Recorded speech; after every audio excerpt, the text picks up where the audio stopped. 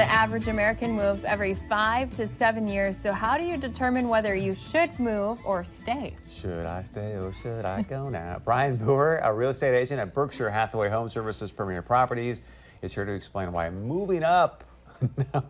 We're moving on up. Hey, good morning, man. I'm on fire this morning. It's good to have you here, buddy. Yeah, so thanks for having me. how do you know when to move and why is the right time or when? So there's always, it's always the want versus need. And there's times where you just need to move. Divorce, unfortunately, job relocations, those times you just got to move, get that weight off your shoulder. But if you're in a house, you like it and you don't love it, you know you want to move eventually, you can really kind of look at the market and find little opportunities and really put yourself in a good financial position as you make that move. So who should be moving right now? Right. So right now we need starter homes. Basically, there's no better way to put it. We need starter homes. So if you're in a starter home and you're thinking of moving up to the next level, you can do really well on your current house, and you can probably get a pretty good deal on the higher end homes. There's less than 3 months of inventory on the lower range, and there's over 9 months of inventory once you go above 400,000. So you can really get picky up there. So let's say I'm in a starter home now. I'm thinking about moving. How do I know? Should I go to the 400? Should I go to the 500? Where do I Right. know?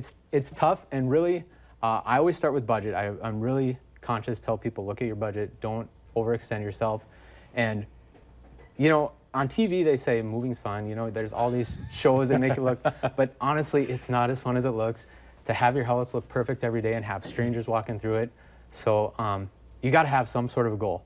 I hate mortgage insurance, so if you're in an opportunity where you can get rid of your house, have enough equity, and not have mortgage insurance, I think that's a good goal to shoot for.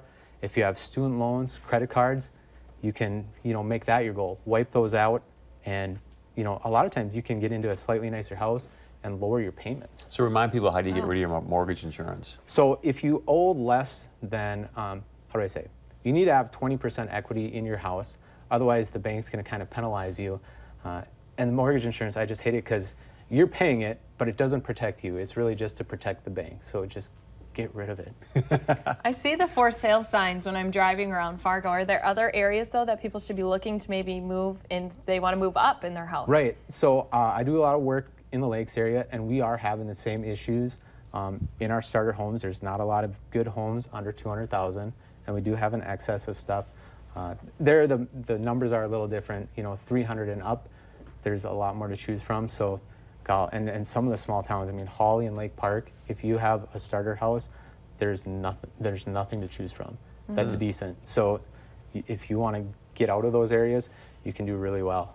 Wow. You mentioned a moment ago, too, if you're thinking about moving, there's some opportunities that you might be able to find. Like, how do you determine what those opportunities are? Right. And the big thing is, like I said, it's always about supply and demand.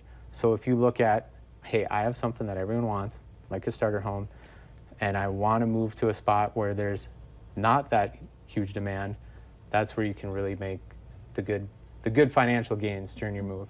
How do you define a starter home? Like 220 and lower, 250? In our area, 250 and lower. I just did a search, and that's where there's the biggest crunch.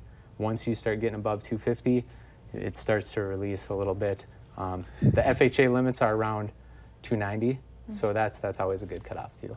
So if people do want your help then to make sure maybe that they can take the most advantage they can of their getting rid of their starter home, moving on up, how can they reach out to you? All right, the easiest way is just by my cell, 218-850-2004. We have our own websites. Also do a lot of stuff on Facebook. Just look Brian Boer with Berkshire Hathaway on Facebook. You'll find a lot of good information there too. Perfect. Good to have you here, man. Thank you very much. Thanks for having me. All right, stick around. A lot more coming up right here, right after this.